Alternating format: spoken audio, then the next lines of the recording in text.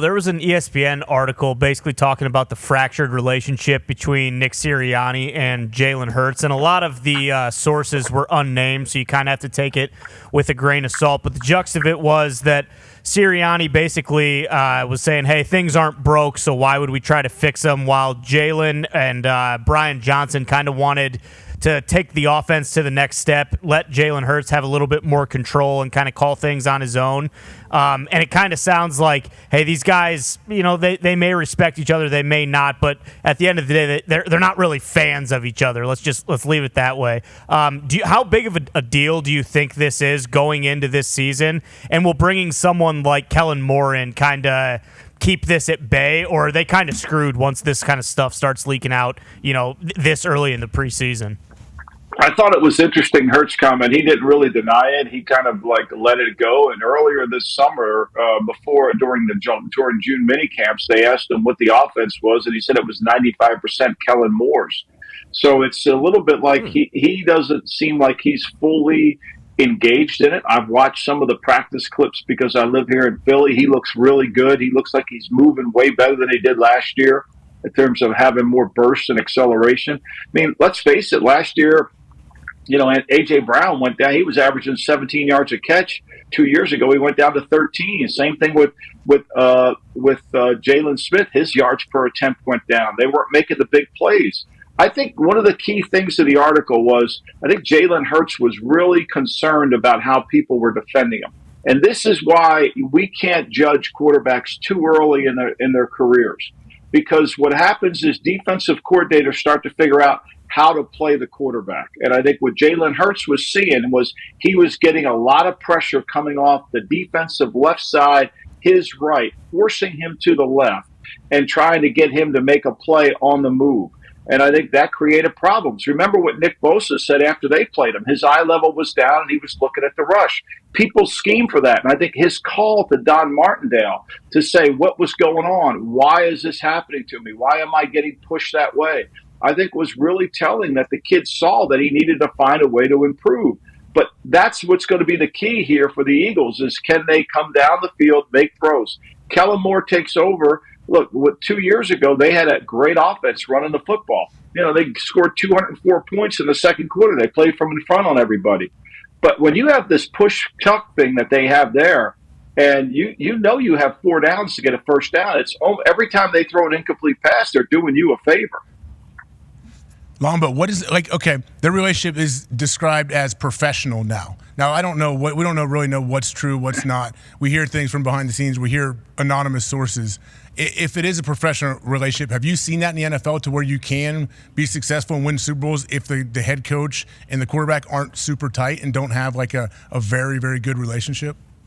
I think it could work, but I think Nick has other issues, right? Nick's got to control himself on the sideline. Nick has always been an emotional guy. I think, he's got to control himself. Yeah. And then last year, the bigger issue, really, when you watch this team, was their conditioning at the end of the year. Their conditioning. Now, they've changed how they practice. They've speeded up a little bit. There's a little bit harder training camp than they had last year.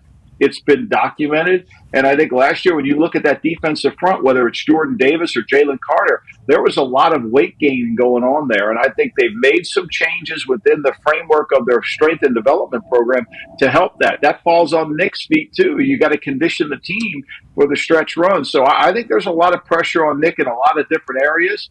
I think what he's got to do is win the team back that he can correct the problems of last year and not have them face this year. I'm happy Big Dom's back on the sideline and also the new strength and conditioning coach over there. The boys should be good. Anonymous sources talking. Of course. And there's a couple different in that story that got put out. Like, Debo, what do you think? I don't like giving it money, like legs. Yeah. But usually, like we always, the old dumb saying, where there's smoke, there's fire. Like, something's up. Everything's not 100%, hey, we're cool, everything's great. Like, there's something going on. It may not be as bad as they make it sound. Yeah, we saw it. You don't start a season 10-1 and then just completely fall off a cliff without something going on behind the scenes. And the year before, when you lose 2 coordinators, you lose Shane Steichen, you lose John Gannon, who go on to be head coaches. So, obviously, they're great coaches. You got to replace those guys. And, obviously, Philly had a big problem doing that last year, went through a couple different DCs, threw Matty P in there at one point. Brian Johnson, Jalen Hurts, sounds like they never never got on the same page. And you don't really know unless you're getting, the all access like we're getting with, Hard Knocks. We talked about, Hard Knocks a little bit. I didn't watch it, the full episode last night.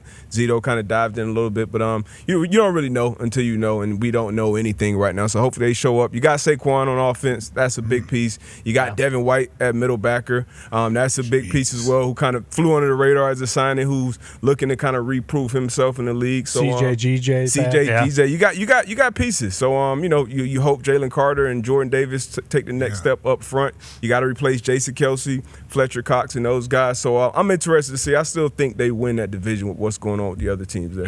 I don't know what Lombo actually called it. He called the tush push something else when we were on. I don't know if you guys even noticed. I forget what he called it, but I do not remember what it. I wonder how they're going to do without Jason Kelsey. Now, who's the new center? The young guy that he helped them Landon Dickerson, right? They moved him over. So they're still going to run it as much. I guess we just don't know until they get there. Cam Jurgens is the guy that takes Dickerson. Still got Lane Johnson out there protecting. Still got Lane. Still got Mailata. Kellen Moore will dial it up for sure too. Kellen Moore, it's gonna, we're gonna have some shots. We're gonna try to score some points. I mean, they just have so many weapons. Like they had Saquon too. Like throw the ball to him out of the backfield too. I mean, I'd run wheel routes. I'd do everything.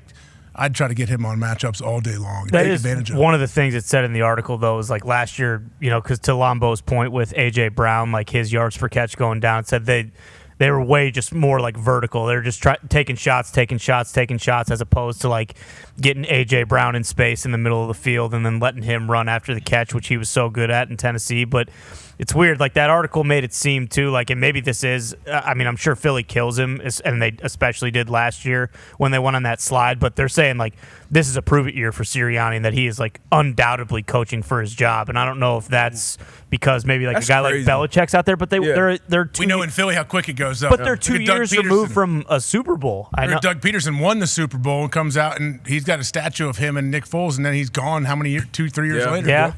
There was questions about Sirianni though last year. Like there was, I remember we talked about it on the show. Like there was people who thought he might lose his job this offseason. Not the first 10 weeks. Not the first 10 weeks. Everything was. That's what I'm saying. That's how quickly he can go from bad to good, good to bad.